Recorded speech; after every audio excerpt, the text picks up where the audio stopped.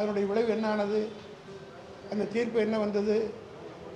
எந்த திட்டத்துக்கும் முன்னாள் முதலமைச்சருடைய பெயர் இருக்கக்கூடாது, உயிரோடு ஒரு பல இரு பேரும் இருக்கக்கூடாது என்று ஒரு தீர்ப்பு வந்தது. இதிலிருந்து சி.வி. சண்முகம் போட்ட வழக்கு தளபதி மு.க. ஸ்டாலினுக்கு எதிர்ப்பானது அல்ல. அதனுடைய விளைவு என்ன ஆயிற்று என்றால், அம்மா உணவகமும் எடுத்தாக வேண்டும்.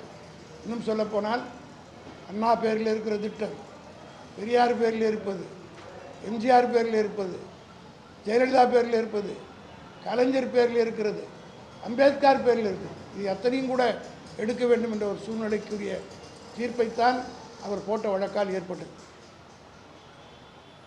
இது எவ்வளோ பெரிய துரோகம் அதிமுக தமிழ்நாட்டுக்கு செய்திருக்கிறது என்பதை குறிப்பாக அதிமுக நண்பர்கள் புரிந்து கொள்ள வேண்டும்.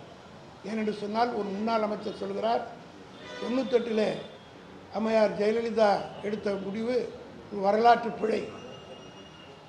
அதே போல் சி.வி. சண்முகம் வழக்கு போட்டு ஜெயலலிதா பேரிலிருந்து எல்லாத்தையும் எடுப்பதற்குரிய வழிவகை செய்கிறார்கள். ஆனால் திராவிட முன்னேற்ற கழகத்துடைய தலைவர், தமிழ்நாட்டுடைய முதலமைச்சர் தளபதி மு.க. ஸ்டாலின் அவர்கள் இதை எதிர்த்து மேல்முறையீடு உச்சநீதிமன்றத்தில் அரசு சார்பாக மட்டுமல்ல, திராவிட முன்னேற்ற கழகத்தின்